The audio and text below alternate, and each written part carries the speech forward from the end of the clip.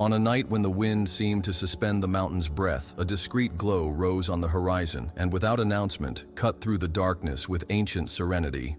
Shepherds, merchants, and wall guards swore they saw a luminous point that was not mentioned in navigators' accounts or observatory almanacs. It was not an explosion, a noisy comet, or a trail of fire. It was a patient, almost shy presence that summoned trained senses and attentive hearts. Where many only saw firmament, some perceived a call that came from long before the city's infancy. Among whispers, the idea circulated that this beacon did not visit Earth on a whim, but landed when peoples reached decisive crossroads. At these moments, accounts pointed to the same pattern. The star appeared, doubts ignited assemblies, and a promise of guidance kindled hope and fear in equal measure. As the hours passed, more curious people began to overlay maps, ephemeris tables, and the memories of elders, trying to figure out if that celestial trace obeyed some secret compass. They discovered echoes in old fragments, verses engraved in clay, marginal notes from scribes, exile songs that spoke of a veiled guide emerging at epic turns. What first sounded like a campfire story started to take the shape of a method when they recognized patterns between harvests, movements of empires, and moral crises. The light did not circulate as an isolated phenomenon. It functioned as an emblem of a cosmic pedagogy. When humanity lost its bearings, this signal reminded of a greater meaning. It did not promise ease, only direction, and direction for those who stagger is worth more than guarantees. Around this mystery, a discreet circle of investigators, devotees, and artisans of knowledge slowly formed, who avoided loud hierarchies and opted for silent service. They did not proclaim themselves owners of the secret. They considered themselves stewards of archives, guardians of windows open to the infinite. They received teachings in caravanserais, ports, oases, and monasteries, where they exchanged observations, corrected the angles of instruments, updated calendars. To cross hostile regimes, they created a discipline of discretion and symbolic language that safeguarded content without imprisoning it. The pact was to cultivate precision, kindness, and courage, three virtues that, according to tradition, honed perception for superior signals. The written word circulated only when necessary, almost always in multiple copies, never signed, so that the focus remained on the message. Not everyone, however, received the news of this lighthouse with serenity. Rulers, realizing that a light that was not accountable to palaces could stimulate autonomy of conscience, reacted violently. Prohibitions were decreed, fires consumed codices, and informers were rewarded. High interpreters feared losing spiritual monopolies, while demagogues tried to annex the symbol to their own power project. Amidst this conflict, the Brotherhood insisted that it was not up to anyone to legislate the sky. It was up to the human being to align behavior, thought, and compassion to coherently read the language of the heavens.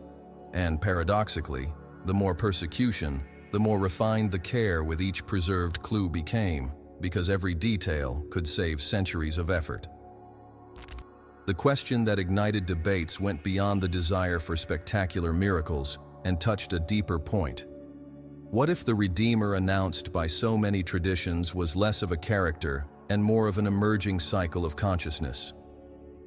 What if history itself, when it reaches certain thresholds, demanded a change in the quality of collective perception? Light would not descend to replace human labor, but to awaken, reminding us that salvation without responsibility degenerates into idolatry. Thus, the star concealed and revealed at the same time. It hid from those who sought mechanical proofs and showed itself to those who harmonized lucidity with humility. The glow then ceased to be a distant event and became a demand for ethical maturity, signaling moments when societies would need to choose between the repetition of vices and the courage for renewal. Traces of this reading appear in inscriptions scattered across regions that rarely communicated. In a stone valley, a 7-point symbol maintained exact proportions between arms, suggesting a ritual mathematics. On columns eroded by salt, fishermen had etched a triangle inscribed in a starry circle, reminiscent of ancient latitude tables. In parchments recovered from ruins, numbers composed of harmonic sums repeated as if marking stages of an inner journey. None of this alone proves a secret order. but when gathered together, they form a coherent mosaic. People separated by centuries sensed the same. There was a subtle grammar behind social events, and the sky, far from imposing fates, offered metaphors to guide choices. Taking care of this alphabet required discipline. Hasty readers, eager for predictions, stumbled upon coincidences, confused distinct phenomena, and nurtured messianic expectations that, when frustrated, turned into disbelief. For this reason, the Guardian's first exercise was the cultivation of inner silence and patient verification. When the mind calmed down, measurements became more reliable, assertions became modest, and mistakes, admitted without humiliation, illuminated subsequent steps. Instead of seeking glory, they preferred to discreetly get things right. Instead of shouting certainties, they opted for diligent questions, cross-referencing sources, rechecking calculations, comparing travelers' accounts with independent measurements. Thus, the study of the heavens did not turn into superstition, but into a school of intellectual responsibility. Once upon a time, after a period of drought and instability, a stranger arrived at a coastal village carrying a small leather pouch on his chest.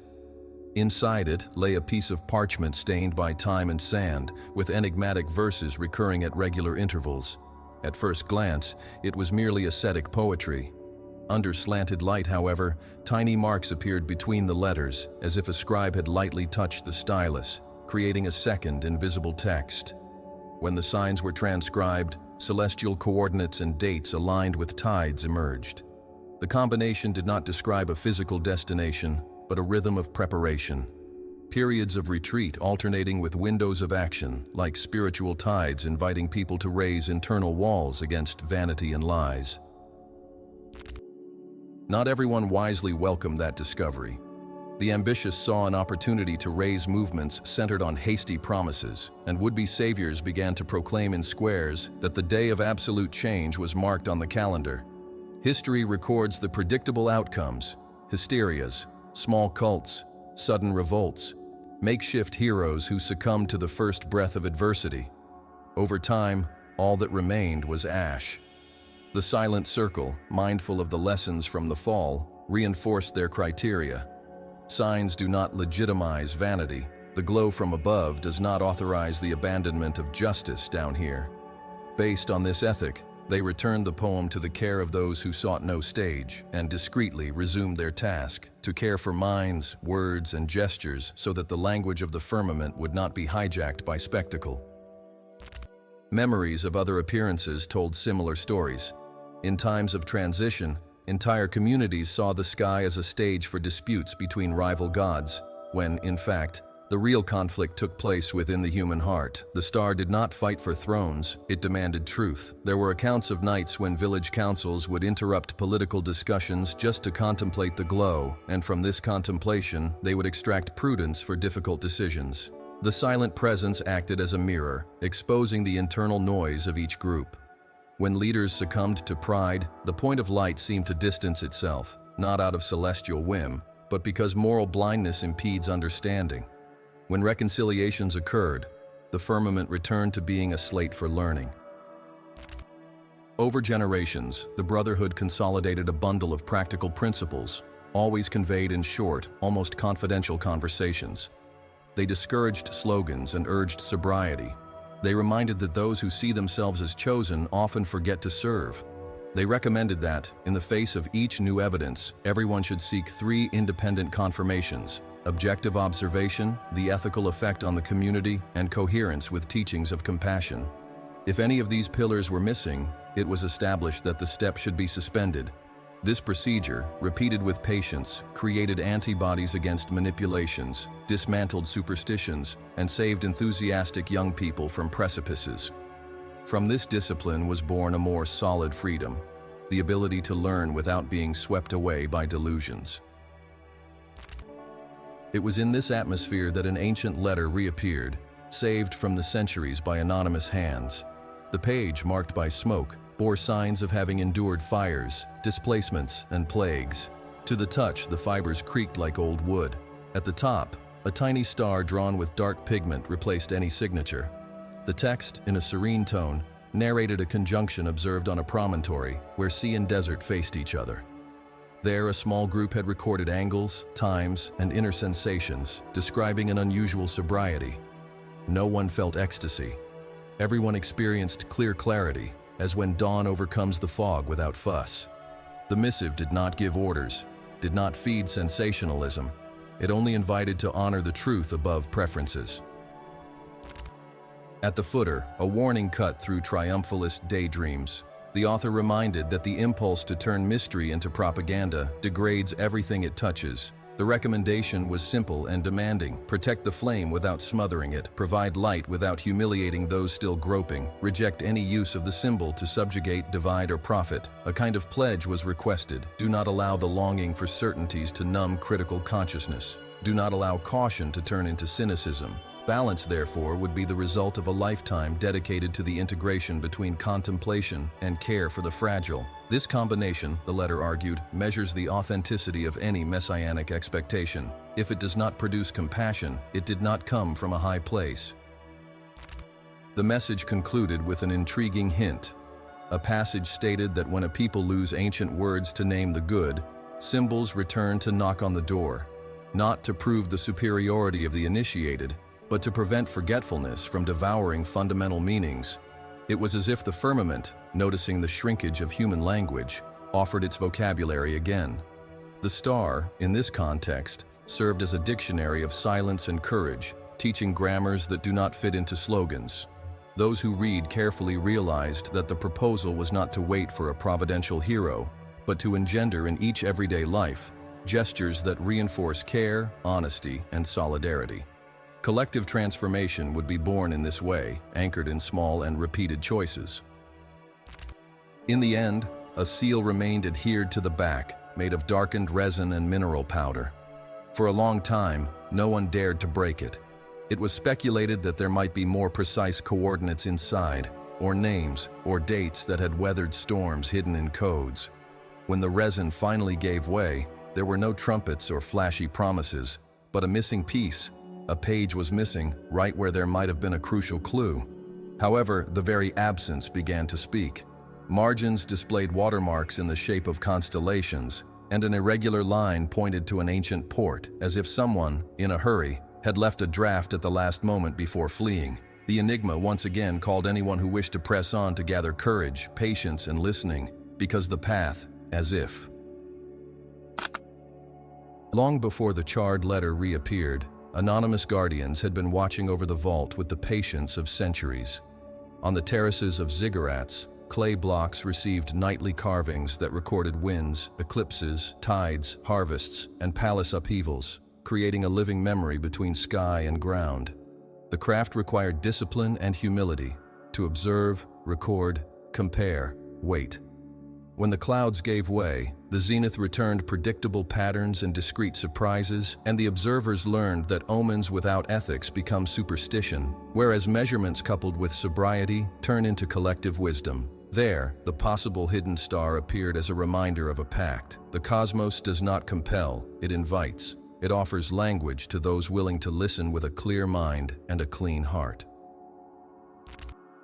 In the plains where twin rivers fed walled cities, brotherhoods of scholars emerged who gathered tables, compared phenomena, and established correlations between harvests, wars, and rare conjunctions. It was not about frantic futurology, but patient grammar. Each Sumerian, Akkadian, Babylonian, or Chaldean added a small stone to the bridge that linked human experiences to an invisible cartography. When a luminary slid beyond the expected, the tension increased between priests eager for decrees and craftsmen of measure committed to the truth of the data. It was in this contrast that a founding principle of the circle was consolidated. No narrative should overrun what the sky showed, and no calculation could ignore the fruits it produced in people's lives. To the east, fire temples guarded a different yet convergent oath. Initiates nurtured by Persian tradition learned that integrity, rectitude, and courage form the inner brazier capable of supporting any reading from above. They spoke of a future restorer, not as an alibi for laziness, but as an ethical horizon that aligned present choices. There, from where wise men would come who the centuries would call Magi, An art of uniting right and verification was developed. The sacred flame warmed the spirit, while astral observation tempered enthusiasm with method. This synthesis refined the sensitivity of the emerging group, preventing emotion and calculation from devouring each other.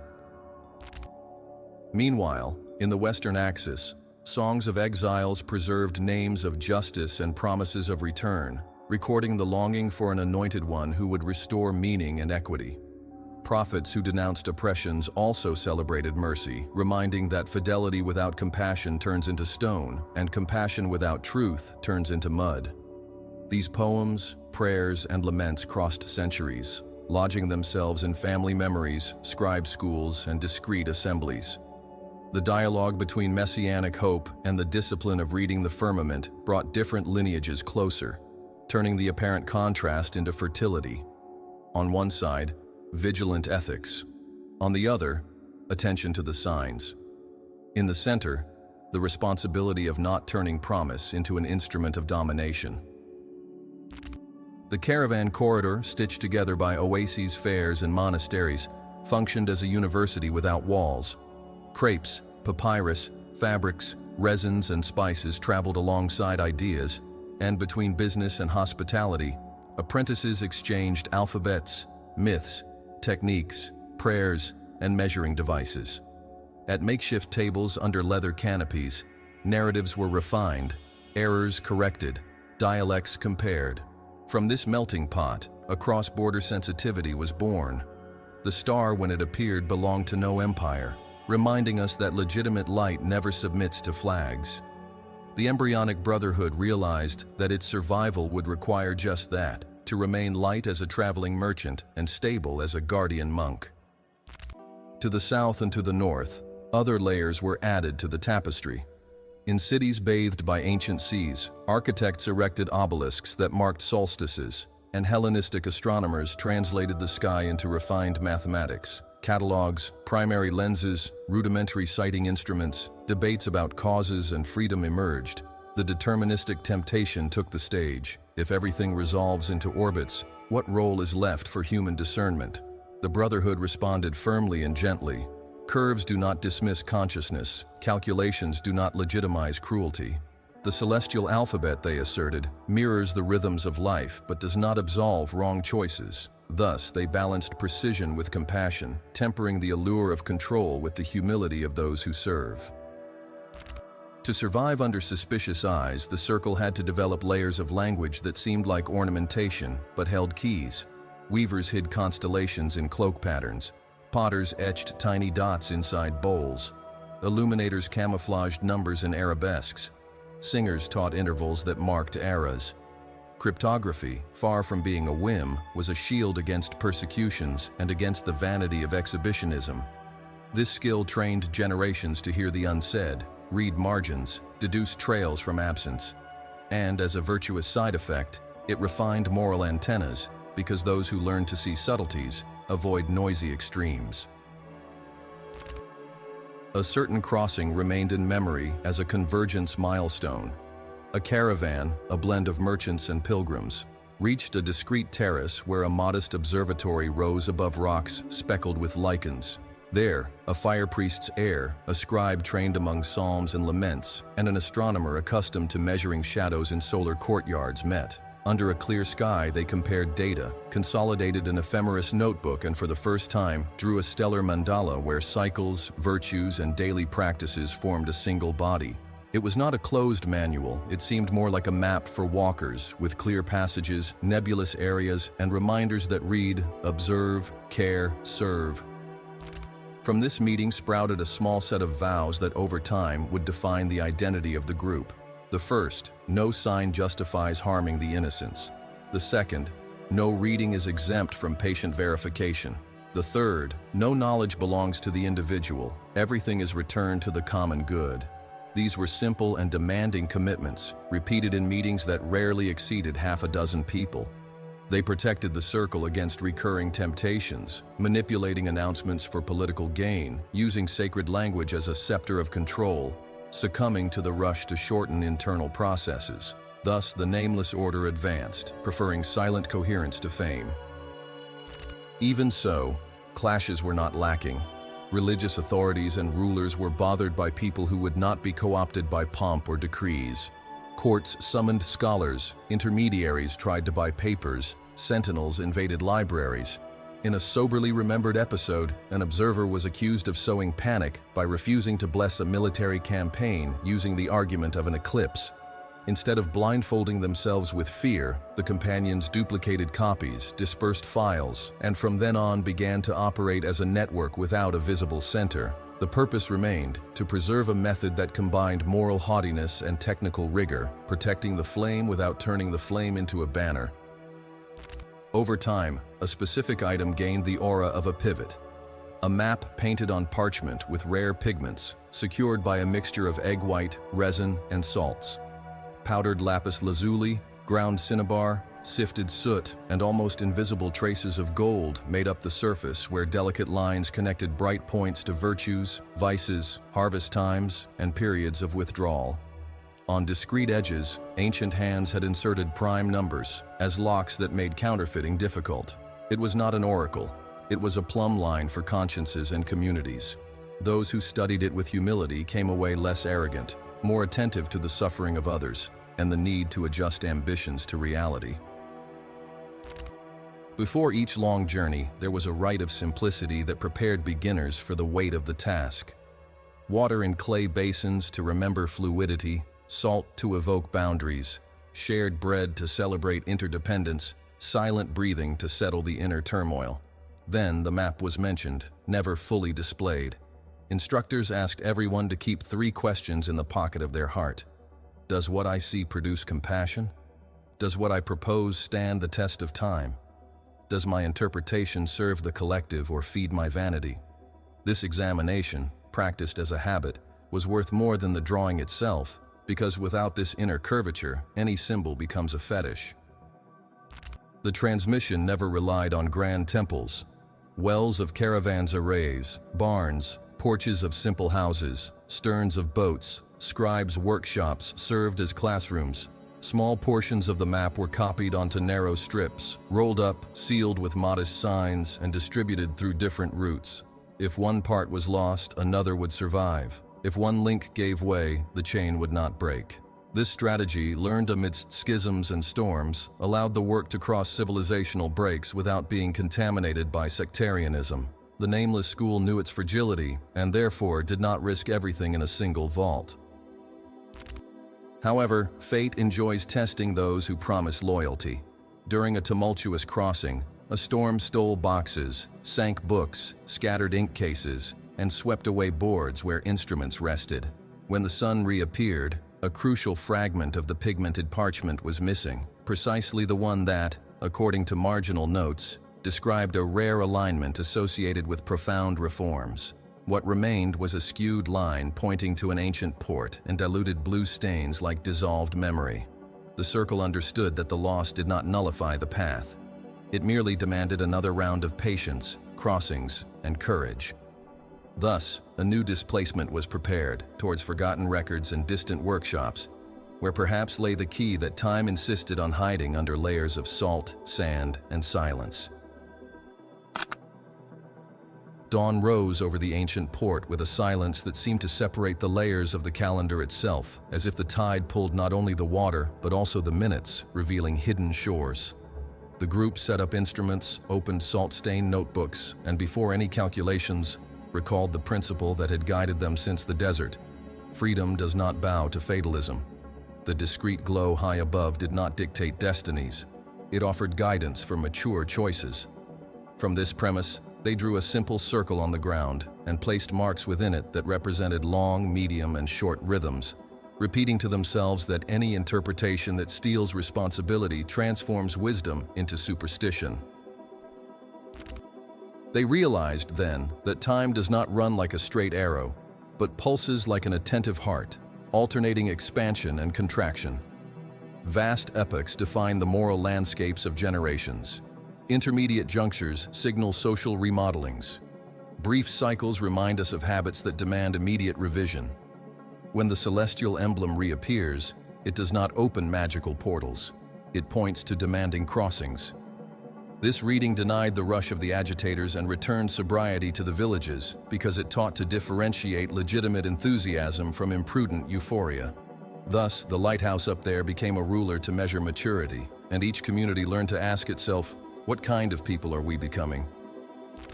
To make legible what seemed ineffable, the Guardians developed a symbolic alphabet, not as dogma, but as a grammar of attention. Angles between stars were treated as syllables, intervals as accents, rare recurrences as paragraphs that request silence before the next sentence. Over the trait of each figure, they linked virtues to concrete attitudes: dignity when ambition grows, compassion when fear hardens, courage when conventions jam. The 5-point design reminded of discernment, the 7-point of service, the 8-point of fidelity to principles under pressure. This primer, constantly revised, disavowed the temptation to read the sky as a spectacle and returned the study to where it should always be: daily life. None of this exempted rigorous technique.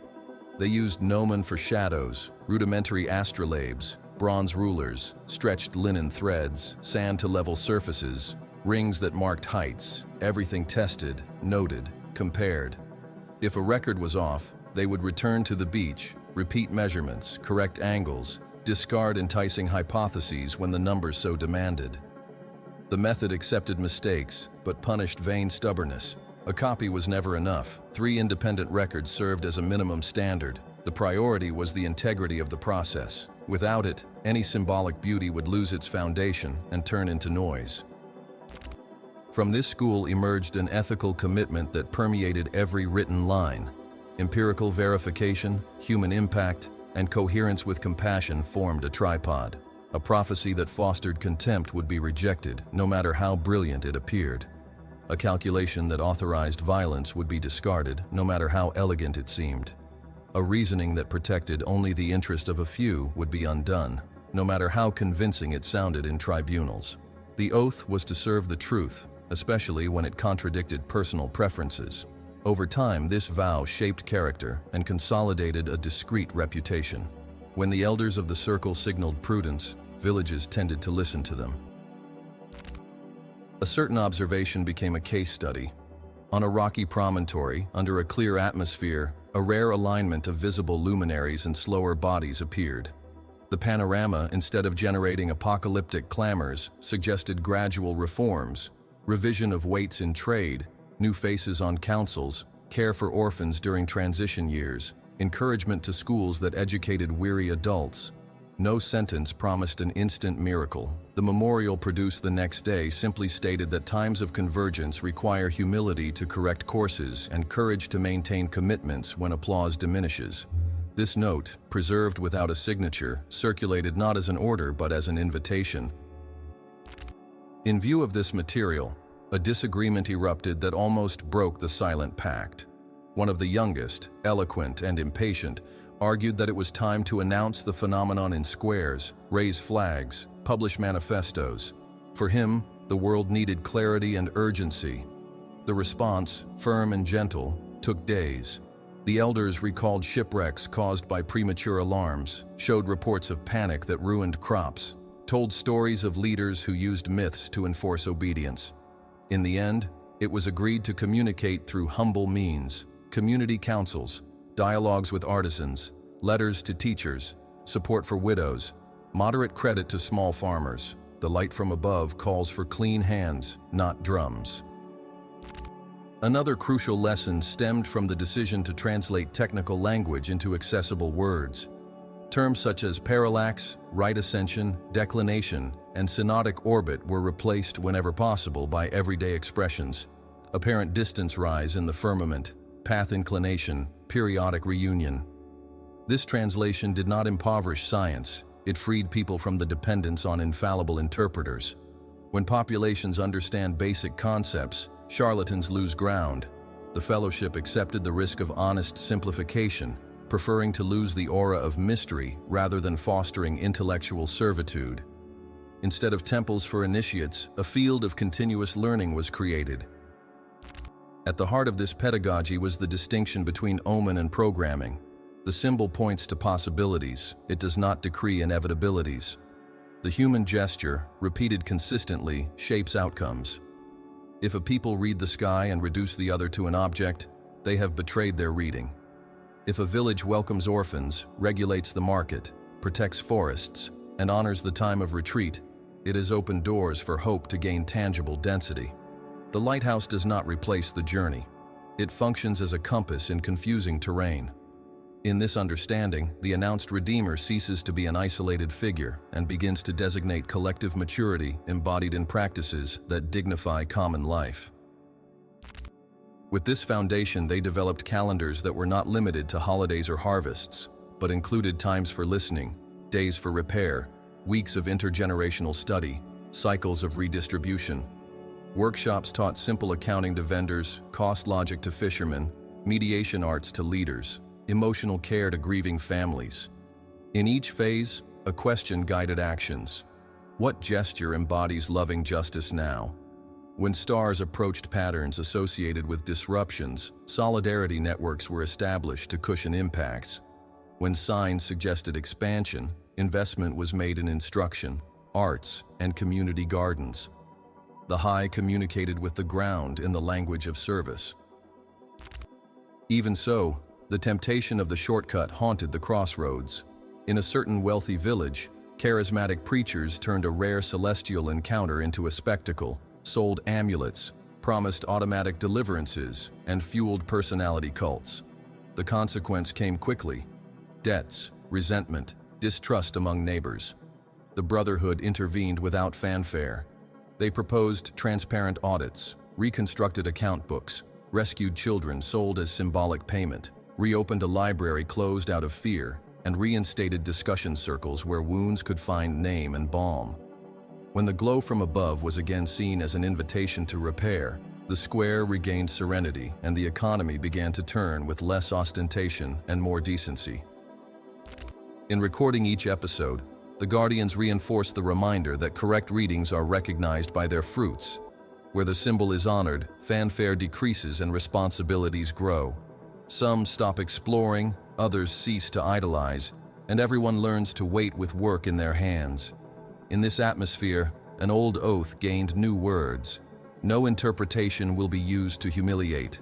No teaching will be hoarded to enrich only a few. No doubt will be ridiculed. From this commitment, letters followed discreet routes, and even when suspicious authorities tried to suppress the movement, the communities that embraced the method resisted with sobriety and hope.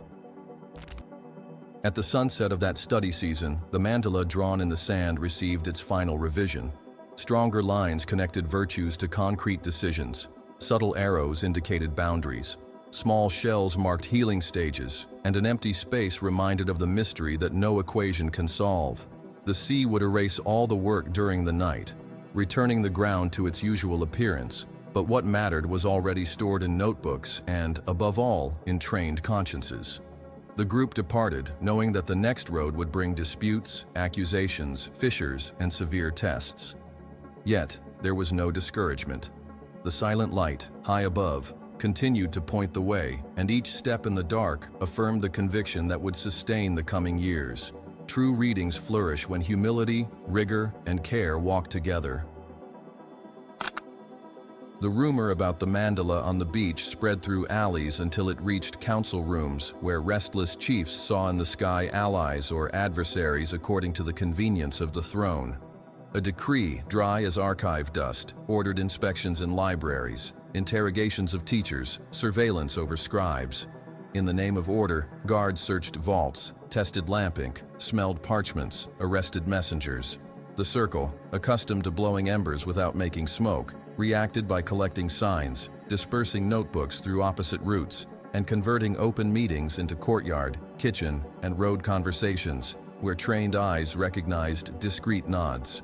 Doors of great halls were closed, cracks were opened in humble homes.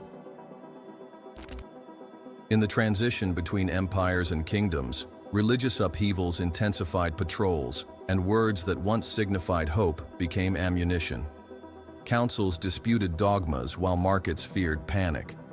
To navigate this noisy corridor, the Guardians honed a practice that seemed contradictory: to stand firm without antagonism, to speak little without omission, to correct errors without humiliation. This stance confused persecutors because it offered no banners against which to launch spears. Those who expected a sect found neighbors who paid taxes, cared for the sick, taught orphans to read, and in their spare time, aligned stars with rod, line, and notebook. The secret was not in the theatrics, but in a discipline of kindness that went unnoticed by the caretakers of pomp.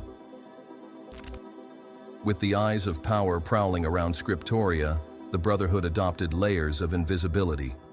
Copyists began to hide messages in the initial letters of long paragraphs, weaving acrostics that, read diagonally, reminded of observation dates and ethical keys. Embroiderers inserted constellations into liturgical cloaks where only those who knew the sequence of dots could decipher the route. Stained glass windows, seemingly dedicated to devotional themes, featured windows with 7 unequal divisions that marked rhythms of study and service. In tapestries, bands of color repeated in unusual counts indicated midnight meetings in the cloister. The same fabric that warmed shoulders also warmed the memory of the alliance. Not every shelter was safe. There were nights when soldiers burst through oak doors and dragged hermits down narrow corridors amidst screams that blended zeal and superstition. In a copying house, a young man denounced his companions out of resentment for discipline, handing over notebooks, lists, and sealing stamps. The blow hurt like a stab because it came from within, breaking trust patiently woven.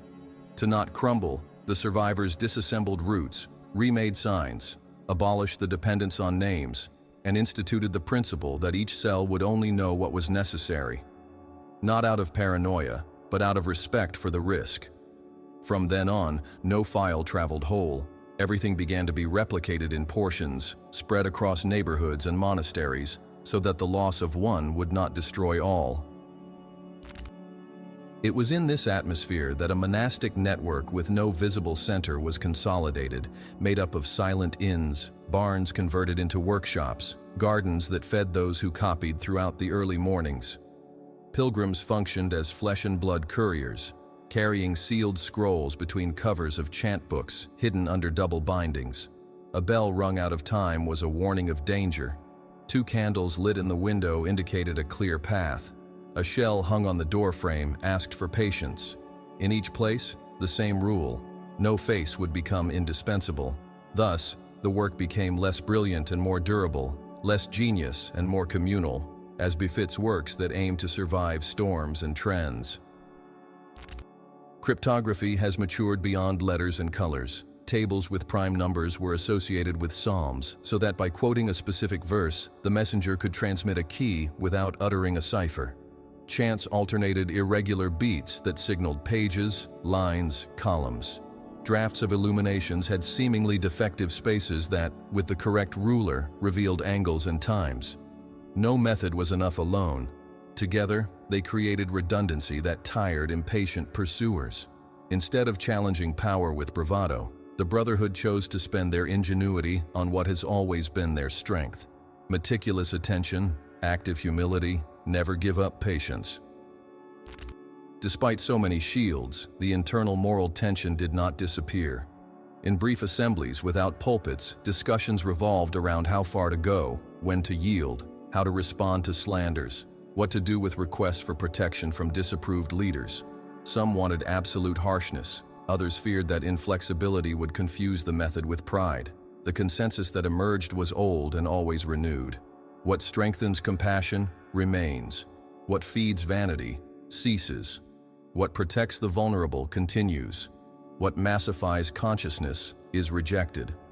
This compass did not solve every dilemma, but it prevented decisions from being hijacked by momentary impulses. Over time, this way of decision-making became more eloquent than any flag. There was also the challenge of the wars that swept across fields and roads, burning barns, scattering populations, changing the owners of walls. The network responded with mobility. Guardians learned new languages, crossed mountains in slow journeys, converted allied merchants into discreet sponsors.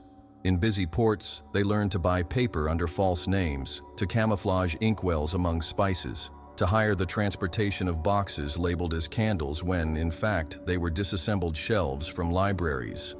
The more the world fragmented, the more the method required delicacy, and the more delicate the operation, the more essential the gentle courage of those who act without needing applause. In regions where devotional fervor became a pretext for denunciations, art saved the archive. Painters placed small astrolabes resting on books in the corner of altarpieces, engraving next to it a tiny dove that, to the initiated, meant prudence.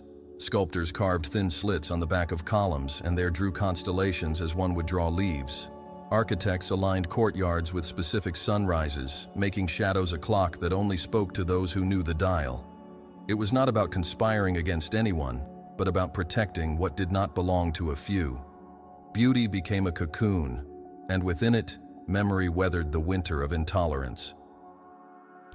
An episode marked the transition from the Brotherhood's middle age to a maturity without illusions. A kind prior, protector of the scriptorium, was removed by external order, replaced by a severe administrator who distrusted anything he did not control.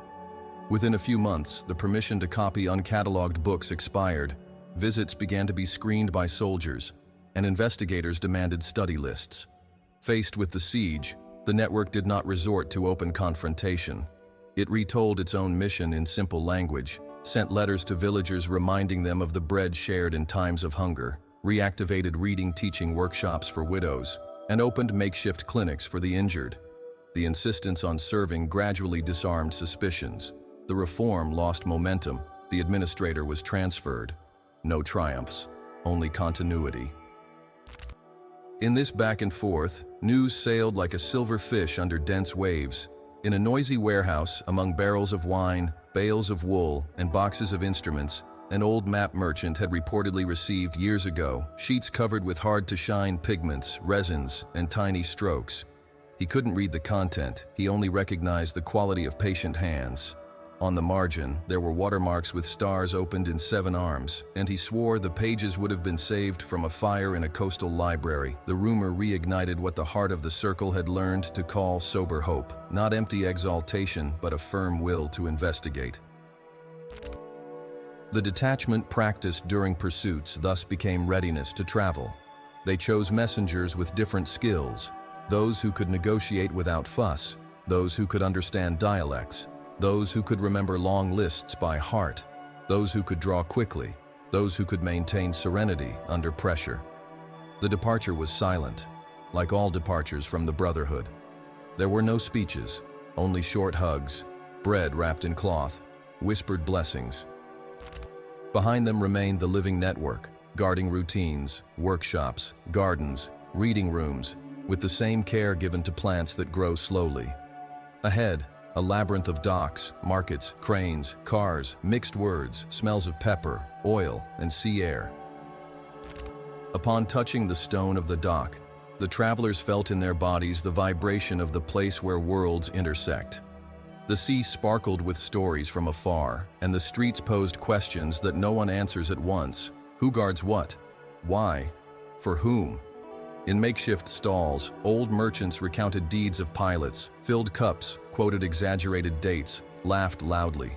Amid the bravado, one detail was repeated with enough sobriety to deserve credit. The map of rare pigments had been seen by eyes that did not know its worth. It would be enough to decipher seals, compare fibers, smell resins. Perhaps behind ordinary doors, the missing fragment slept.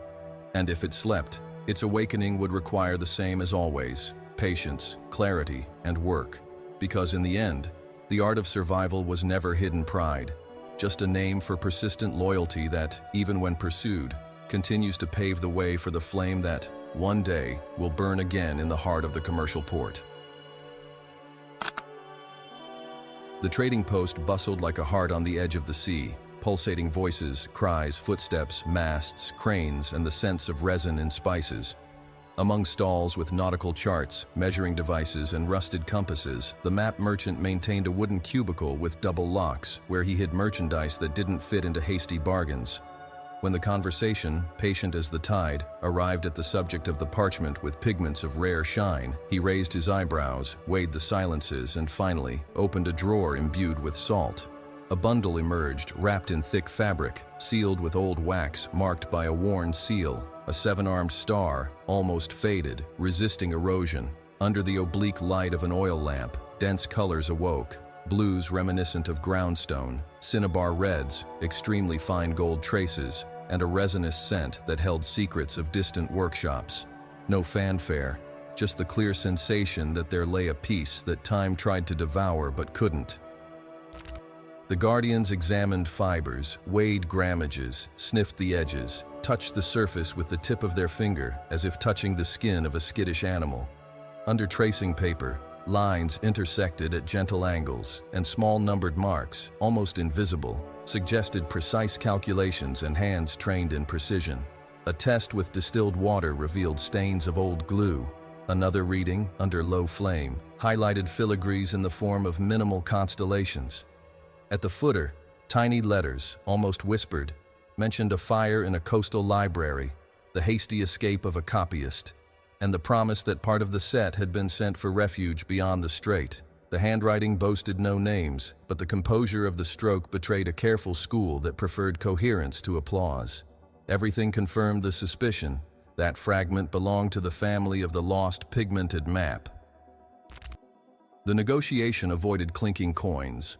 Instead of gold, they offered service.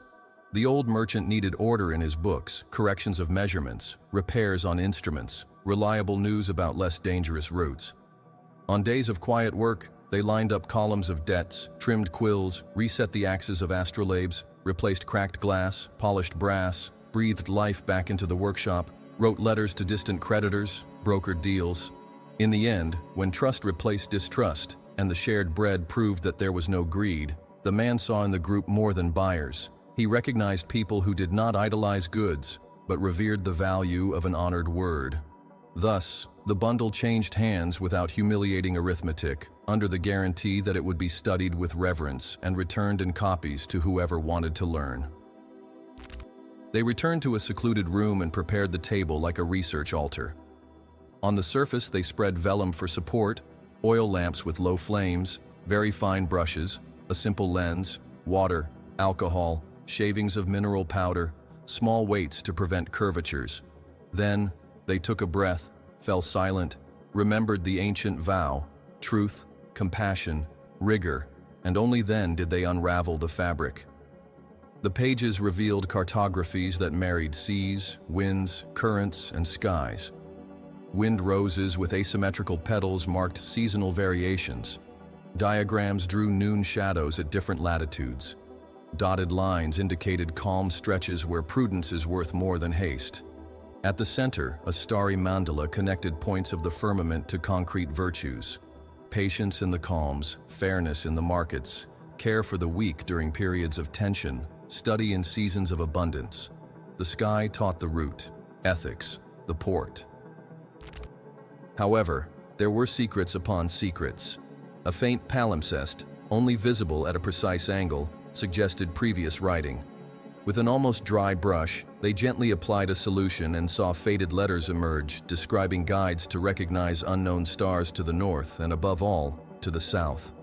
It spoke of a cross-like formation, 4 bright points and a shy companion indicating direction on nights without familiar references, of compact clusters reminiscent of spilled coal, of luminous streaks spilled like milk, of shadows that did not behave as in native lands.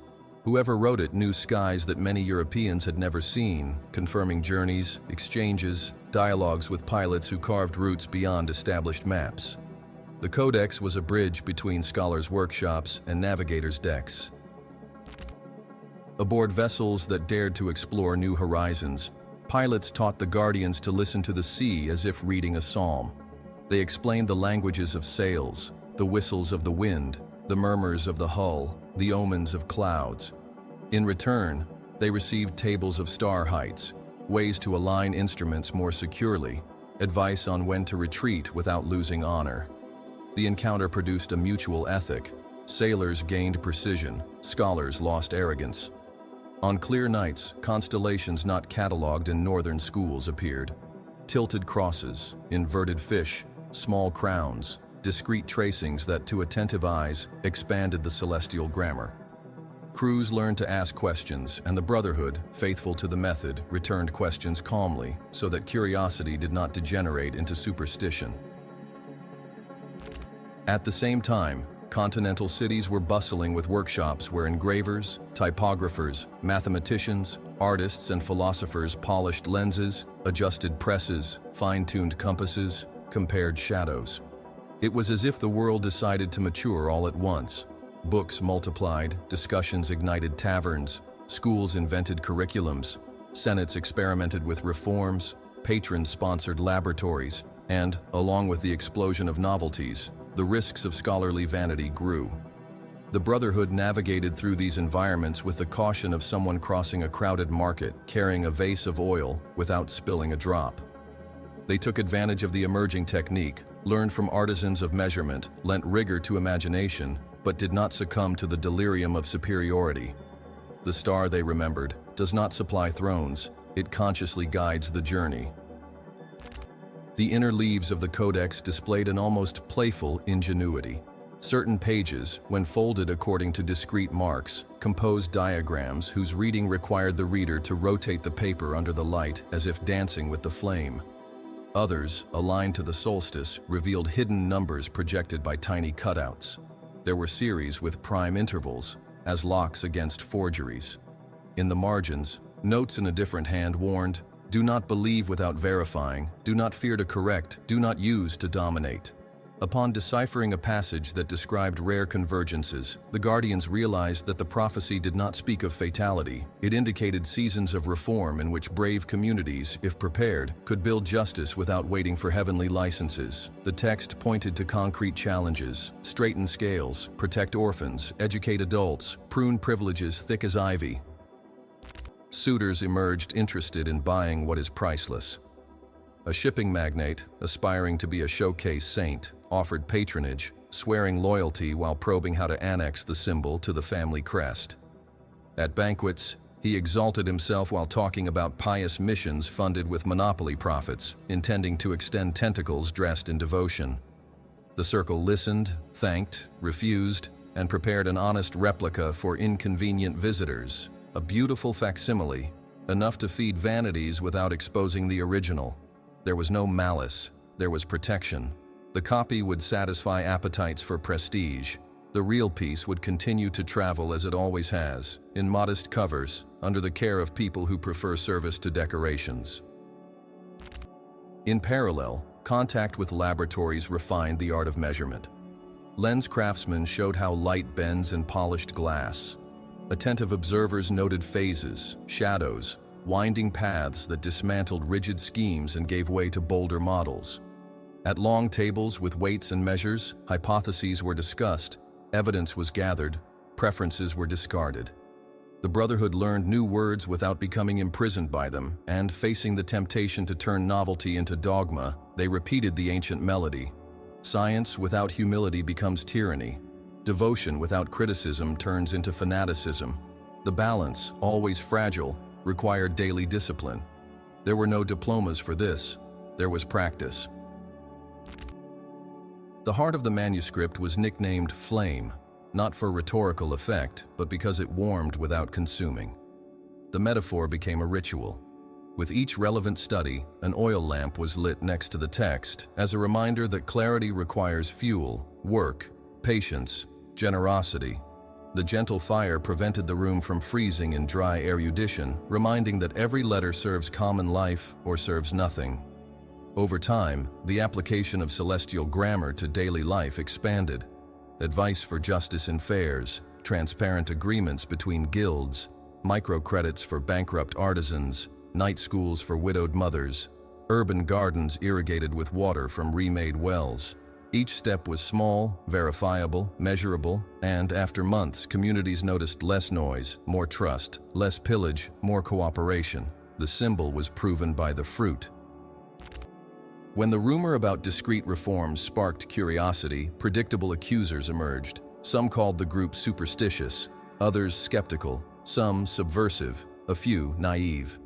The response again did not come in inflamed pamphlets. It came in shared bread, renegotiated debts without usury, adult literacy, patches on roofs of forgotten people, mediations of conflicts that avoided bloodshed. Simultaneously, copies of the Codex traveled with caution. Typographers with steady hands created discreet editions, without bombastic titles, with generous margins for readers' notes, engravings that taught how to read the sky without mysticism, reminders that no reading dispenses ethical screening. Behind each print, there was the same vow, that the light may arrive, but may it never become a whip. It was then that an eclipse announced itself with enough advance to ignite expectations. Street vendors stocked up on fears, preachers promised worlds, cynics mocked everything. The sky darkened at the scheduled time. Birds gathered their songs, dogs became restless, children held their breath. The Brotherhood had prepared the square with simple instructions: containers with water to observe reflections, cloths to protect eyes, clear explanations about shadows and alignments, invitations to calmness, questions about how to use the awe to improve the city. When the light returned, as it always does, the manuscript revealed another layer. A diagram hidden under overlapping ink revealed, at the right time, a chord of proportions between darkness and light, as if the text whispered that going through shadows is not a curse, it's a journey. The square understood without speeches, and while masts swayed under a renewed breeze, the news spread that behind the spectacle slept an ancient secret that asked for a new stage of courage, to carry the flame to regions where wars had broken libraries and where the next fragment, according to almost invisible marks, awaited patient hands to awaken.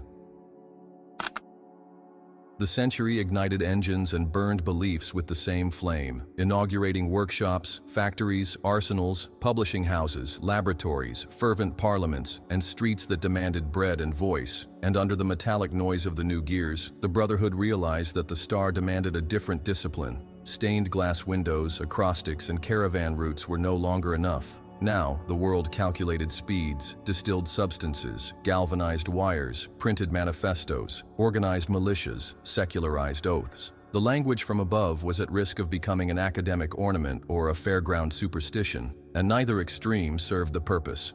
To remain useful, the circle reorganized itself into tiny cells, installed in municipal libraries, astronomy offices, discrete print shops, provincial schools, reading societies, musical circles, engineering workshops, and there, among shelves or workbenches, kept alive the grammar that combined rigorous measurement and moral delicacy.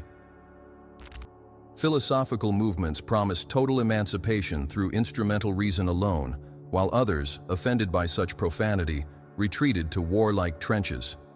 Amid the turmoil, the symbol of the star became an easy pretext. Some cited it to crush questions, others ridiculed it as a relic of childhood. The Brotherhood insisted on the difficult middle ground, to accept critical light without killing the sacred, to embrace facts without exalting cynicism, to engage in dialogue with mathematicians and poets, physicists and caregivers, jurists and midwives, rabbis and botanists. This journey required gentle courage, because the brand new world appreciated stridency. They, however, persisted in the low tone that leaves room for understanding. In practice, this meant collaborating on curriculum reforms, introducing sky observation in popular schools, writing manuals for honest accounting in markets, supporting newspapers that, even when divergent, maintained a commitment to verification.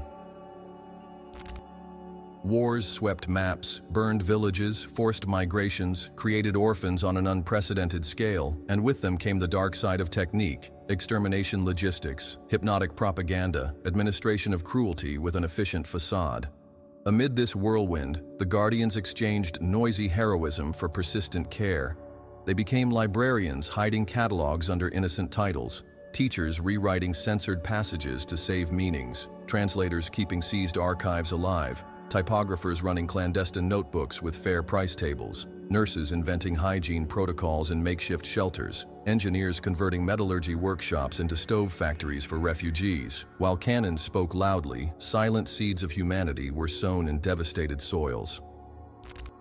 Modern advertising, with its colorful posters, catchy anthems, radio studios, newsreels, and grammars of persuasion, has tried to hijack archetypal symbols to legitimize personality cults. The star was in real danger of becoming the emblem of empires or voracious vanguards. The antidote of the circle was to saturate the public space with symbolic literacy, teaching children to differentiate metaphor from manipulation.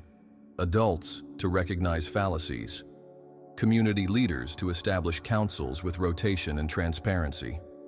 In discrete lectures, the reminder was repeated. Signs do not replace ethics. Charisma without service sickens communities.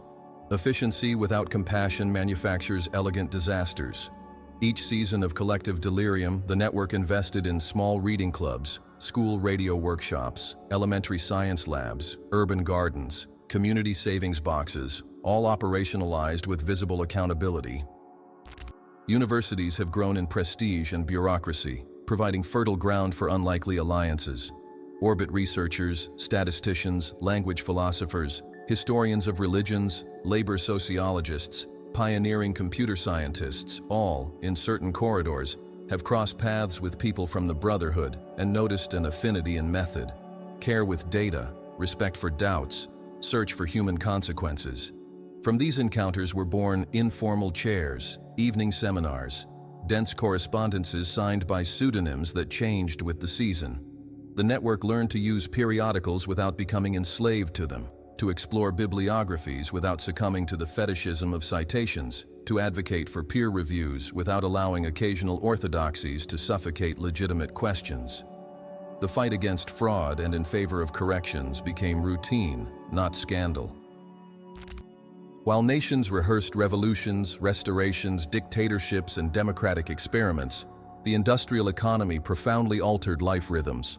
Long work days, fluctuating wages, overcrowded housing, congested streets, mechanical accidents, unprecedented diseases, modern vices. The star, which once guided sailors between islands and deserts, now needed to indicate breaths of humanity between shifts and sirens. The response came in small and persistent practices: circulating libraries that brought books to tenements, community choirs that returned breath, consumer leagues that prevented usury, science clubs for curious teenagers, collective kitchens that fed dignity, solidarity boxes that cushioned layoffs. In handwritten reports, they evaluated impacts, corrected courses, recorded failures so they could become lessons for other cities. In one of the toughest periods, the network underwent a quiet split. Part of the members, disillusioned with the slow yield of fruits, tried to convert the prophecy into a political platform, replacing patient discernment with inflamed slogans. Another fraction, frightened by the brutality of the streets, sought refuge in aesthetes of the untouchable, transforming the high language into an artistic toy. The deadlock hurt. What led the body back to unity was a series of visits to shelters, infirmaries, prisons, slums, devastated rural schools, where the question, "What reduces suffering today without creating servitude tomorrow?" restored direction. Placed next to wounded individuals forgotten by propaganda and pamphlets, both extremes seemed small. The star did not ask for escape or fanfare, it asked for lucid presence. Communication technology has bridged oceans. Underwater cables, telegraphs, radio stations, newspaper photographs, and later television broadcasts created a sense of global simultaneity. Along with the wonder came the danger of the infinite echo.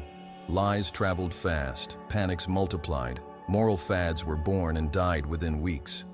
The Brotherhood evolved its own cryptography, replacing acrostics with page and line ciphers, letters with codes present in public bibliographies, signs with carefully planned errata in technical books, all with the purpose of guiding those who knew how to read without drawing the attention of authoritarian eyes.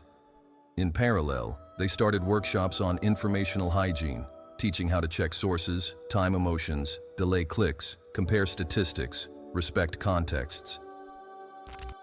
Scientific modernity has produced spectacular achievements and also new idolatries.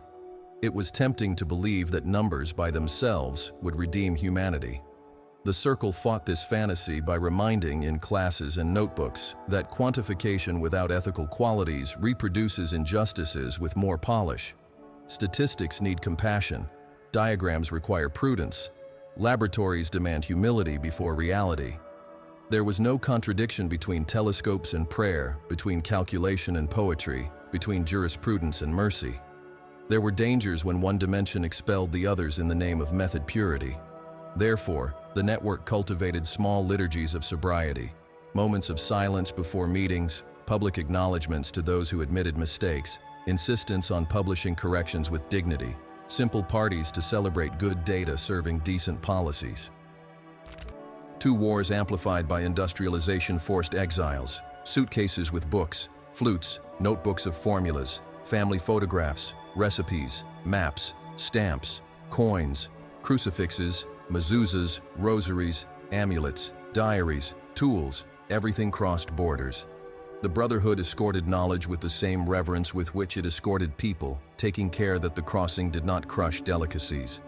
On new continents, the network reinvented itself with different accents, learned constellations from different hemispheres, recognized unknown winds, mapped habits, replanted gardens, reopened libraries in basements, resumed choirs, introduced practical astronomy in peripheral schools, set up cooperatives, taught accounting to micro-businesses, restored town square clocks that returned rhythm to disoriented neighborhoods. The star, viewed from different angles, seemed the same, like a mother tongue spoken with a new pronunciation. Authoritarian regimes attempted to co-opt methodical people to administer censorship efficiently. The temptation was great for those who love order. The response was an uncompromising ethic. No talent used to muzzle truth. No competence sold to produce elegant lies. No research prostituted to justify persecution.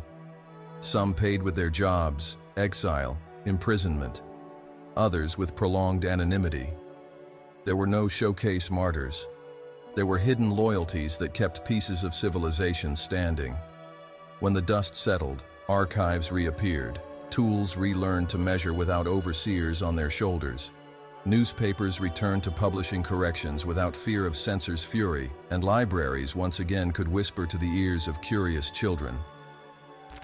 With the advancement of ever-faster machines, a new delusion insinuated itself, confusing speed with wisdom. The circle resisted, reiterating a pedagogy of composure. It instituted civic calendars that, in addition to elections and holidays, included cycles of community listening, weeks of relationship repair, days of promise balancing, seasons of intergenerational study. It installed panels at fairs with fair prices and simple indicators so that everyone could understand if life was improving or just accelerating. It created pocket notebooks with guiding questions that accompanied workers. Should I say no to this request? Who does this advertisement serve? Who loses with my haste?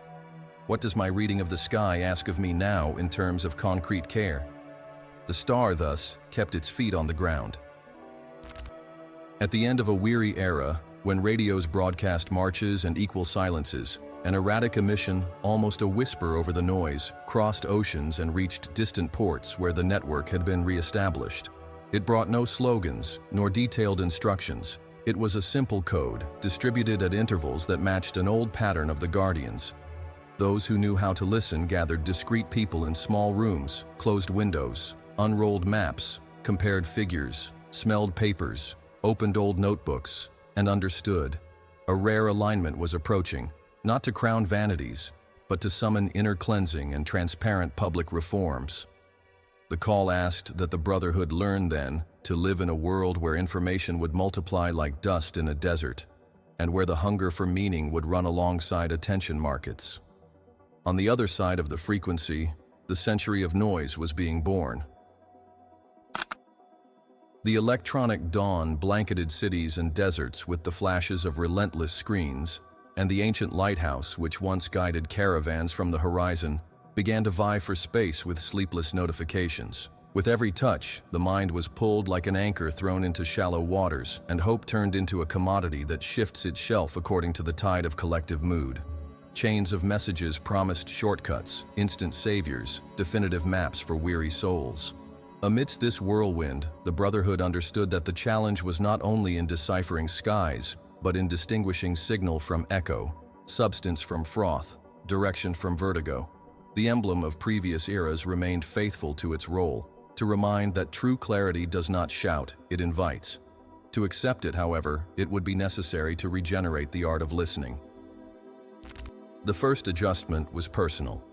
Instead of lighting lamps, the group learned to quiet their digital pulse. They inserted deliberate pauses into their daily routine, created windows of silence before opening inboxes, practiced the simple gesture of breathing for a few moments before responding. It wasn't about anachronistic asceticism, but mental hygiene. The brain, bombarded by stimuli, needed breaks to regain clarity. The practice seemed too small for a fast-paced world, but subtle effects emerged. Conversations became less sharp, decisions lost their harshness, errors decreased. When care with attention spread through homes, schools, and workshops, the community realized that prudence does not delay progress, it refines choices. Next came the clash with recommendation machines, powered by algorithms whose main fuel was affective excitement. Indignation yielded clicks, fear, subscriptions, idolatry, fundraising. False oracles discovered the shortcut, dressing old jargon in a modern veneer and selling portable certainties. The circle reacted without sacred cloths or prohibition hammers. It taught strategic delay. Before sharing, count to 50. Before adhering, sleep on it. Before defending, listen to those who disagree gracefully. It published small pocket notebooks with emotional decompression techniques, pointed out free verification tools, introduced slow reading exercises that dismantled seductive packaging. Interestingly, the more people adopted these routines, the more the effectiveness of the panic sellers fell. The verification became a community ritual. Instead of transferring responsibility to supposedly infallible curators, each person received a triangle of confirmation: traceable evidence, honest context, human consequence. Even when numbers seemed etched in marble, questions were asked. Where did they come from? Who audited them? What is missing? The third vertex prohibited cynicism disguised as neutrality. If a truth produces contempt, humiliates, authorizes cruelty, some piece needs revision. This method did not shield against mistakes, but it reduced catastrophes because it exchanged impulses for discernment and hasty exchanges for conversations that sustain bonds. Around this nucleus, public practices sprouted. Reading rooms turned into attention workshops. Libraries set up shelves with trust maps that listed vehicles evaluated for methodological clarity. Community radios tested live fact-checking segments. Fairs installed murals with declared prices and margins. Schools created citizen science clubs to measure water and air quality. Temples opened courtyards for non-proselytizing listening. These spaces mixed people with divergent convictions under the same discipline: to speak with data, to listen without attack, to adjust opinions when facts demanded. The old star, translated into civilizational habits, returned to fulfill the function of a compass, less mythological, more practical. The market noticed the thirst for meaning and launched showcases where spirituality became a fast shelf product. Courses with grandiose promises multiplied. Packages of enlightenment in 7 steps sprouted like weeds. The financialization of the sacred turned inner quest into a subscription plan. The network responded with a care economy. It offered usury-free microcredit to small businesses that employed invisible people. It organized task forces to renovate deteriorated houses. It set up transparent swings and squares. It established community funds with quarterly reporting. It promoted exchange fairs that depressurized the cult of compulsive buying. Ethics, when embodied, corrects excesses without moralistic crusades. Upon seeing open accounts, many preferred silent consistency to the euphoria of slogans. As civic practices matured, symbolic grammar gained a contemporary pedagogical translation. Instead of doctrine, exercises. Instead of mystical expertise, laboratory culture. Screen Sabbaths emerged, agreed-upon days of disconnection to re-educate impulses. Neighborhood circles instituted silence vigils, 45 minutes a week of shared quietude. Councils opened relationship repair workshops to mediate old disputes. Young people organized open sky nights, bringing telescopes to squares, reminding that observing constellations with the body present changes the type of question one asks. Suddenly, the ancient emblem ceased to be a distant rumor and became a common experience. Looking up together creates language from within. The regular emergence of anointed ones of the moment, manufactured by trends and amplified by platforms, demanded a robust response. Each cycle brought a new face, resounding promises, recipes for instant transformation, and, invariably, a noisy fall accompanied by cynicism. The Brotherhood instituted the step principle. Instead of exhilarating horizons, it proposed verifiable steps, reducing gossip, organizing household finances honestly, practicing prudent reconciliations, studying basic logic, adopting routines for emotional care, participating in neighborhood councils, learning to write corrections without humiliation, training in reading charts, cultivating generosity without showiness. Without the spotlight, lives were changing, and, when lives change, spectacular narratives lose their shine. To maintain maturity, a quartet of questions was established that preceded significant decisions. Who benefits from my impulse? What hidden cost does this adherence impose? Who will be vulnerable if I am wrong? What honest tests support my conviction? The exercise required abandoning slogans and examining gray areas. Projects that could not withstand this light were returned to the drawing board. Initiatives that passed the test received support, measurement, and periodic review. Gradually, entire communities became moral laboratories, preferring continuous improvement over fleeting ecstasies. Hope returned, not as a fever, but as a healthy temperature. Then came a global shock, a reminder that vulnerability doesn't take a vacation. Flows broke, squares emptied, routines were suspended, and fears amplified by waves of conflicting information crossed doors without knocking. The response didn't wear heroic capes, it wore aprons. Care networks organized food deliveries, created emergency aid boxes, published simple health manuals, set up listening centers for those dealing with grief and anxiety, and produced local bulletins with audited sources and clear language. At the end of the journey, scars remained, and a vigorous lesson was learned. Timely solidarity is good, but robust community institutions protect better. Strengthening the social fabric ceased to be an abstract theme and became a daily task. Digital coexistence, paradoxically, has brought different lineages closer together. Mystics, scientists, artists, jurists, farmers, teachers, caregivers, and programmers have found themselves in candid conversations, discovering that essential truths echoed across traditions separated by centuries. The network traced a cartography of hope, not with lofty arrows, but with points of light where transformative practices flourished. Solidarity kitchens, community music studios, gardens in schools, open data observatories, libraries in the outskirts, neighborhood agreements that reduced violence, assemblies that reformed local markets. Intersecting stories showed that the Messiah from ancient texts took form when responsibility and compassion became shared habits. None of this eliminated old temptations. Platforms opened corridors for elegant extremism. Gurus of swift reputation re-emerged with new makeup. Speeches about purity promised to expel complexities. The antidote remained the same: composure. The network maintained the rhythm of silence, measurement, repair. It published impact reports with numbers and narratives, corrected mistakes without losing tenderness, protected spaces for civilized disagreement, promoted simple parties after learning milestones. Culture, when it breathes, dehydrates dogmas without violence, and when dogmas lose their breath, imagination returns to work for the common good. At the end of one of these seasons, amateur telescopes and naked eyes began to register patterns that reignited nearly forgotten conversations. There was no institutional alarm, just a murmur. A celestial arrangement of rare delicacy was approaching, visible to those who knew to wait for the right time. Once the calculations were made, the data collected, emotions refined, the circle prepared itself, not with trumpets, but with concrete gestures. They amplified practices of discernment, reinforced solidarity funds, instructed councils to resist temptations of personality cults, translated technical grammars back into accessible words, invited neighborhoods to gaze at the firmament without filter.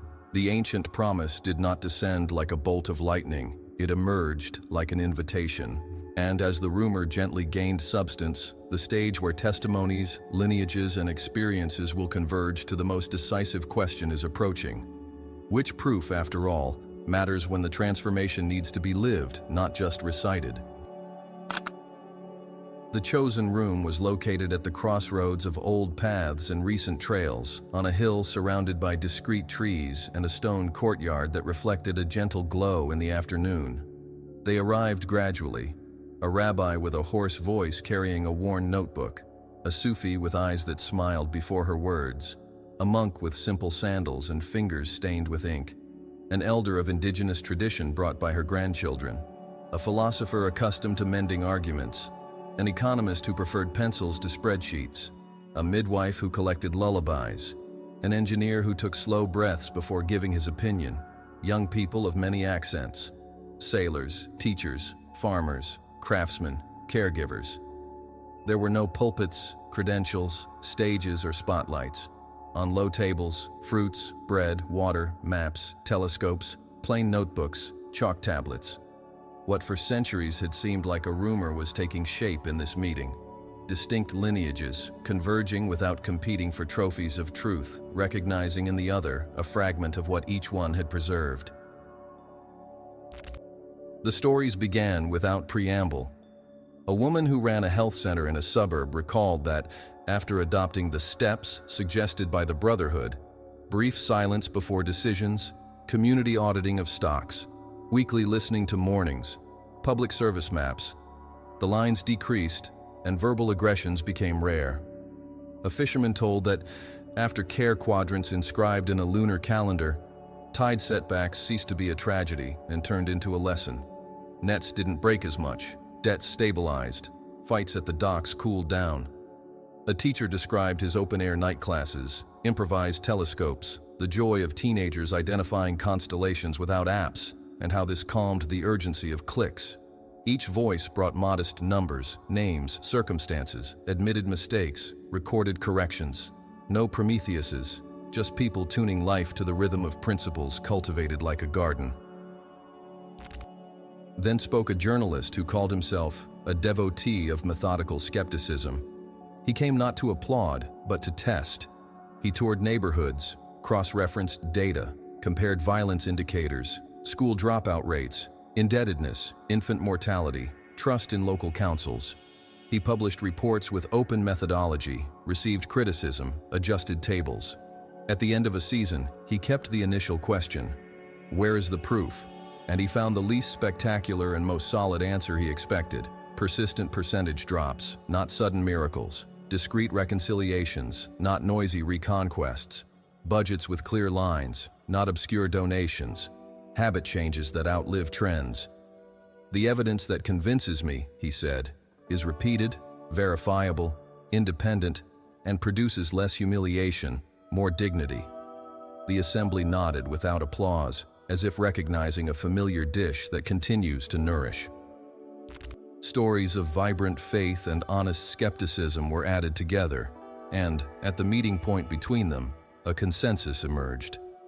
The figure of the Messiah, when stripped from banners and returned to everyday life, describes an axis of consciousness that points towards service, equity, truth, and mercy. It is an archetype that demands maturity, not idolatry. It summons processes, not a parade of self-proclaimed. A neighborhood council reported how it changed its own routine: shorter meetings with a public agenda, rotation of speech, record of commitments, open quarterly balance, external evaluation by outsiders, and a simple rule that ended decades of intrigue. Whoever starts a rumor has to bear the cost of debunking it in the same square. The assembly did not romanticize conflicts. It simply agreed that ethics, when it becomes a habit, is more convincing than any rhetoric. As evening fell, everyone fell silent. Cushions were brought into the courtyard, and a bow of silent instruments lay as a promise. The gathering marked the beginning of a practice that would carry on into future nights: 40 minutes of collective silence, followed by the reading of an old letter and a short round of verifiable commitments for the week.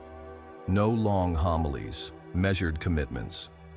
One craftswoman promised to open the workshop's cost sheet. A trader agreed to adhere to the community margin table. A group of young people volunteered to review the cleaning of a watercourse. A school committed to publishing the reading index of the class and the recovery plan for those left behind. The sky, a patient witness, began to sprinkle points onto the night. And when the first star appeared, someone whispered that the great test does not lie in words, but in the fruits that withstand the seasons. The lineages then recognized themselves by symbols older than recent disputes. The rabbi recited a passage about justice and kindness walking together. The Sufi spun without turning her body, only her breath. She said that the axis of the dance is the intention to serve. The monk recalled a saying about compassion without condescension. The elder blew ashes over a small brazier, telling that memories need low fire so as not to burn the village. The economist translated everything into practical terms. Budgets that prioritize care for the small ones, contract reviews, elimination of predatory interest rates, radical transparency. The philosopher smiled and tied the ends. When names and images meet in a field of work, the surface quarrel loses its meaning. The engineer summed up in a drawing, 4 arrows converging to a point, service, and 4 arrows coming out from the same point, responsibility. That's when a musician appeared with an old folder, sealed with faded blue tape. He had brought a score inherited from his grandfather, annotated with symbols that were out of the norm, notes with uneven tails, rests marked by miniature stars, measures initially incomprehensible. Looking through lenses and with a trained ear, someone noticed that, when played with the cadence suggested by a marginal table, the music mapped the sky of a distant solstice. And more. Each rhythmic variation aligned the melody with the latitudes of estuaries, as if the composer had hidden a nautical chart in clef.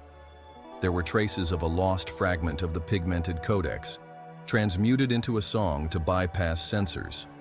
The courtyard held its breath. The star reappeared this time, as a score that called for an ear and a hand.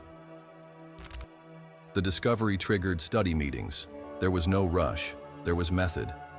The group rewrote the play on modern paper, compared it with astronomical records, checked latitudes, looked for errors, asked for revisions from outsiders. The goal was not to display a find, but to take a secure step forward. When the checks converged, it became clear.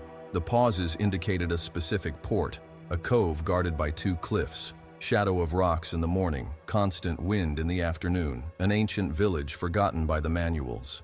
If the drawing was correct, the missing page might have survived in a sacristy, in an attic, in a drawer of parish files, or in the memory of a retired conductor.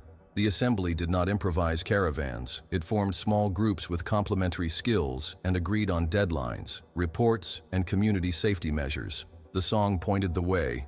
The hands would take care of the rest. At this point, a predictable temptation appeared.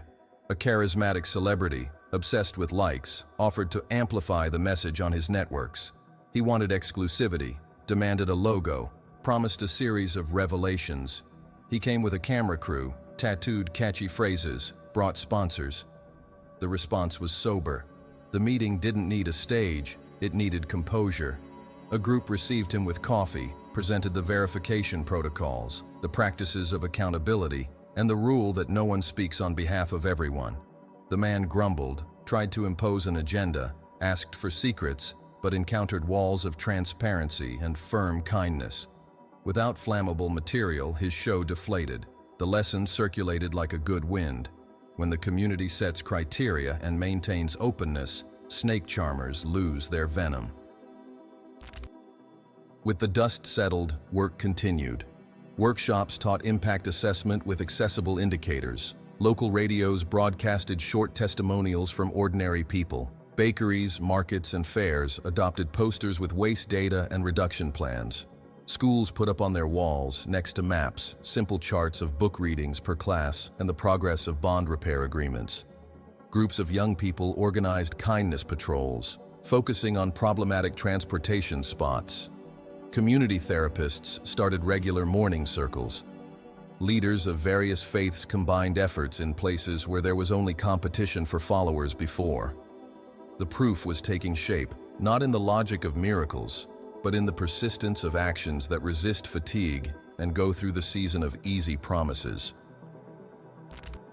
The following night brought another kind of story, the hardest one, that of an inner transformation that cannot be photographed.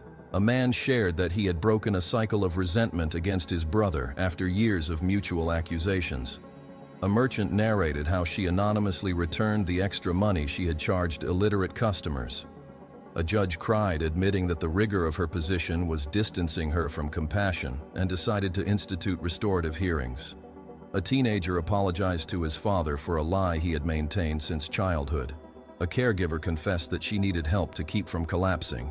A local politician, in a low voice, claimed to have refused improper favors after reading the 4 tests the assembly had posted on the office door. None of these movements made headlines. All changed the climate, conversations, and trust. The star there shone inward.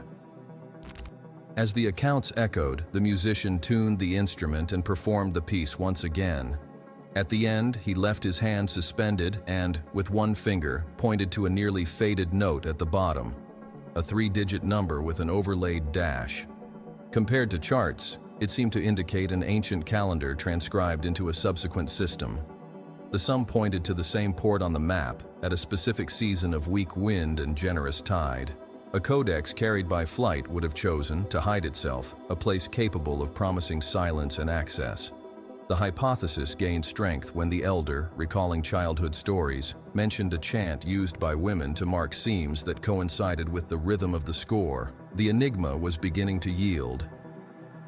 The designated groups set off in the early morning, without fanfare.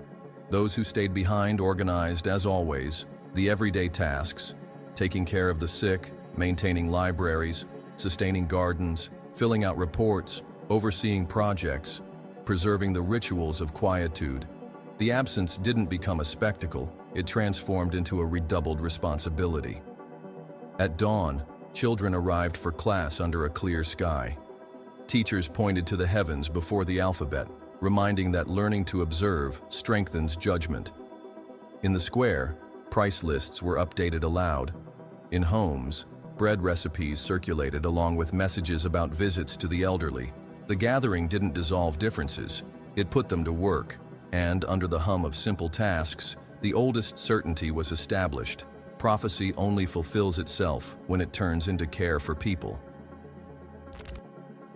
At the fall of the 3rd day, messengers returned with a small, battered chest, smelling of salt and old wood.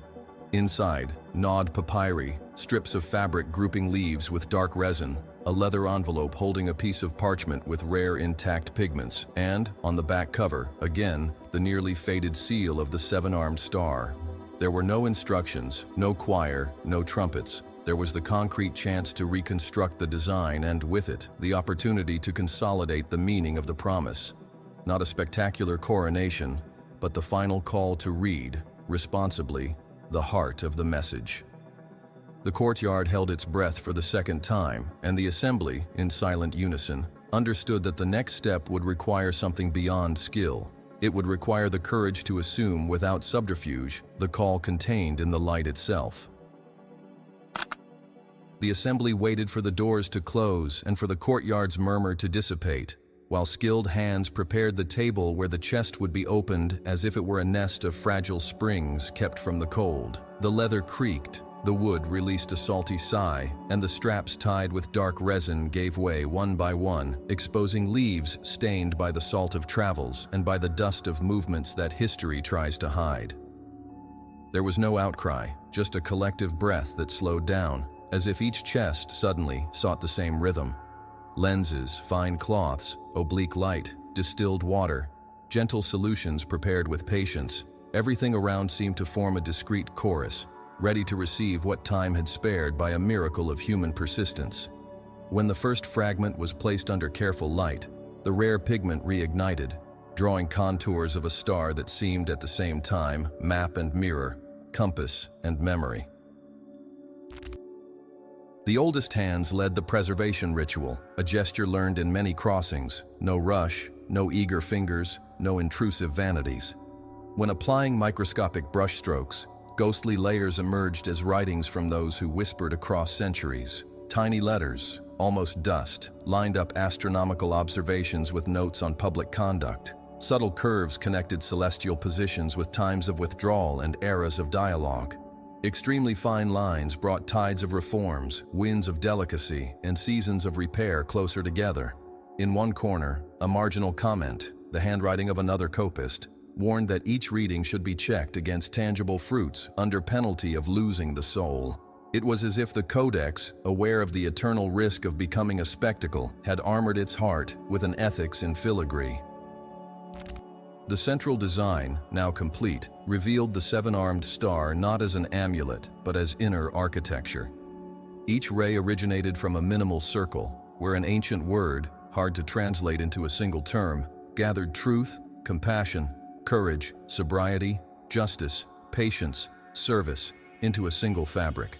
These were not compartments, they were directions of the same body, and the legend did not promise immunities or privileges. It explained that, in periods of rare convergence in the firmament, communities that strengthened these directions would see the birth of a moral climate capable of traversing collapses without succumbing to barbarism. The text insisted on something disconcerting for those expecting fireworks. No sign from the sky licenses cruelty, no calculation authorizes arrogance, no emotion replaces work. The brilliance above ignites the work within. A paragraph, hidden beneath layers of paint, brought forth the sentence that redefined the meaning of all discussions. The original scribe reported, with the calmness of one who has witnessed storms, that Messiah does not primarily indicate an individual, but a shared maturity, a level of consciousness that becomes possible when a people aligns its heart to an axis of care and truth. The personal figure so anticipated can emerge as a pedagogical focus, a symbol that catalyzes, but the substance is broader. It is the ability to act without idolatry, to correct without humiliating, to protect without requiring worship, to obey reality without betraying compassion.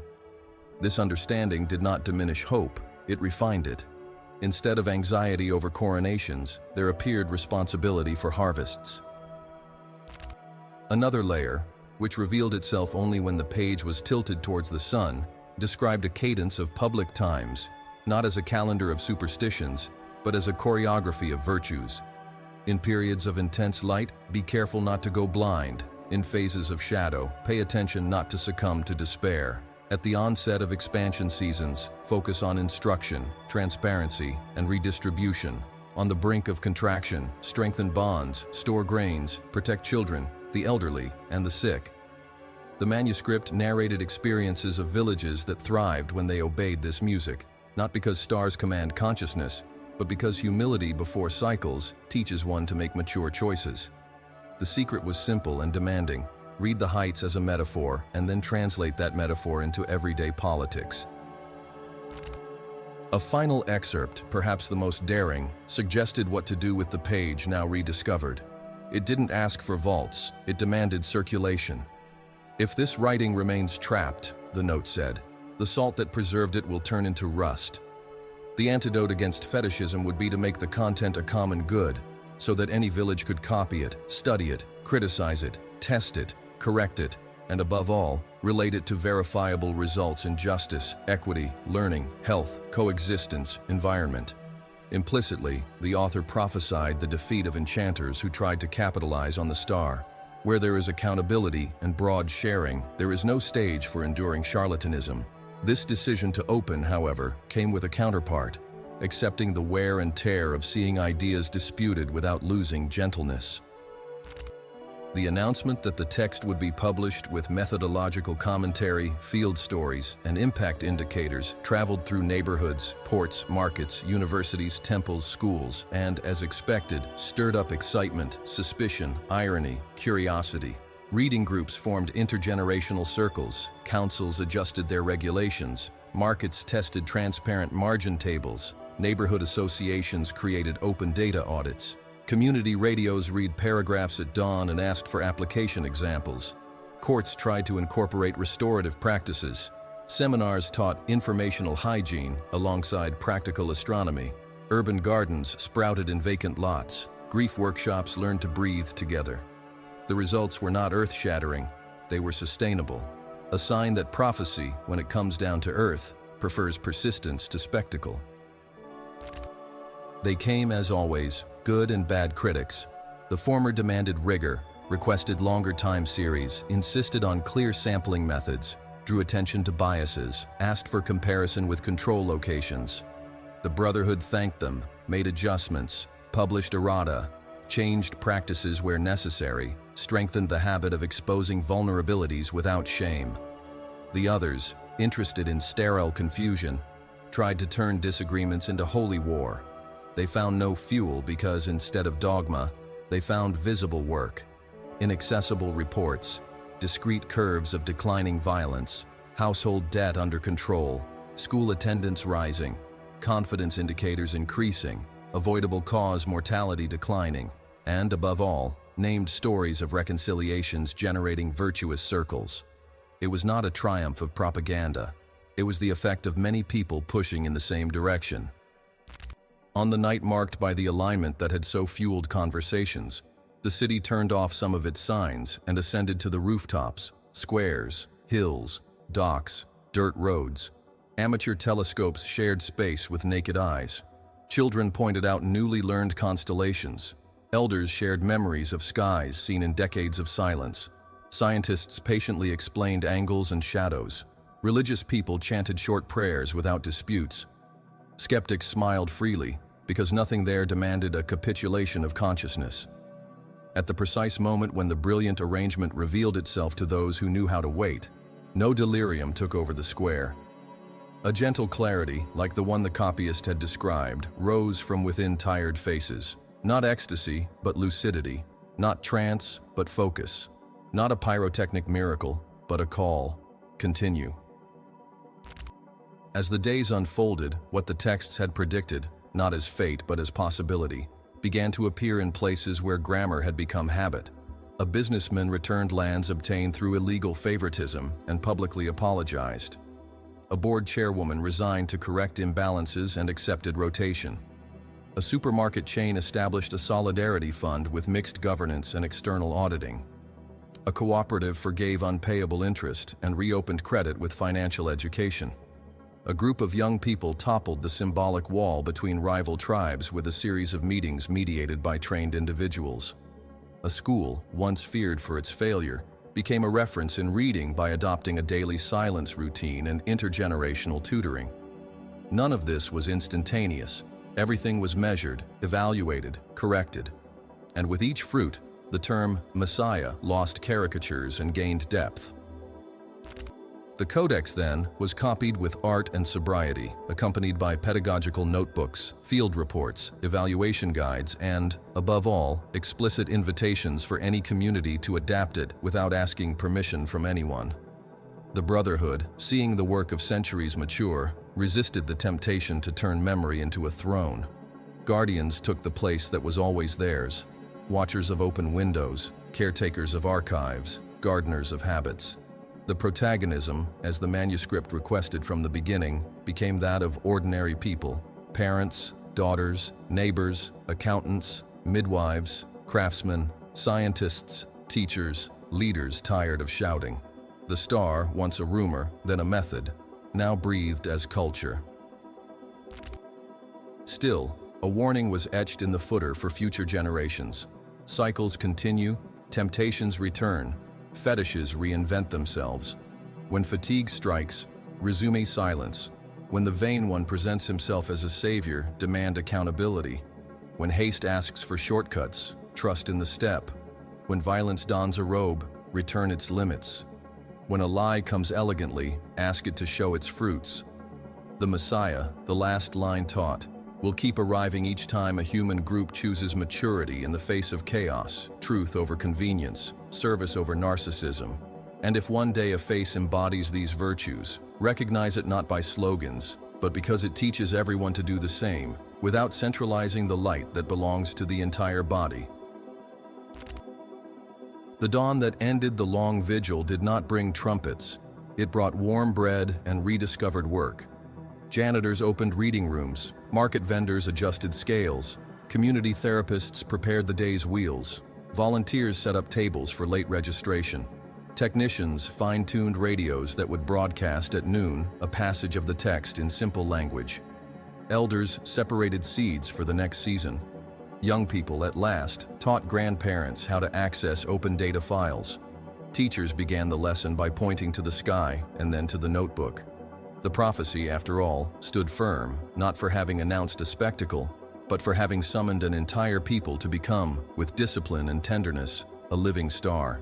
And as the sun rose, each face carried in its gaze a discreet glow, one of those that do not ask for an audience, one of those that remind the world that the light that guides outside only fulfills its destiny when it finds within a clean house to dwell in. Mind unfettered, your time has come. Which part of this journey ignited within you the serene certainty that light is not a spectacle, it is direction? Share in the comments the concrete scene where you perceived the call. Finish the sentence, "My key is," and describe the first action you will take in the next 24 hours to honor this sign. Your account might unlock the path of someone reading. If today's experience has placed the master key in your hands, express it now with clarity and commitment. Write, "I activate the key now," and explain in one line how you will apply it in work, relationships, or finances with compassion, truth, and responsibility. Words publicly acknowledged become an inward movement and then a measurable outcome. And don't stop here. The thread continues in the next chapter. The secret code of the Tree of Life. Unlock the hidden power of Kabbalah. Already on your screen. There you will decipher how the Tree of Life encodes decisions, creative energy, and conscious prosperity, connecting symbols to practical daily choices. Tap on the video and follow me. The map gets deeper, the steps become clear, and the key you hold finds the right do.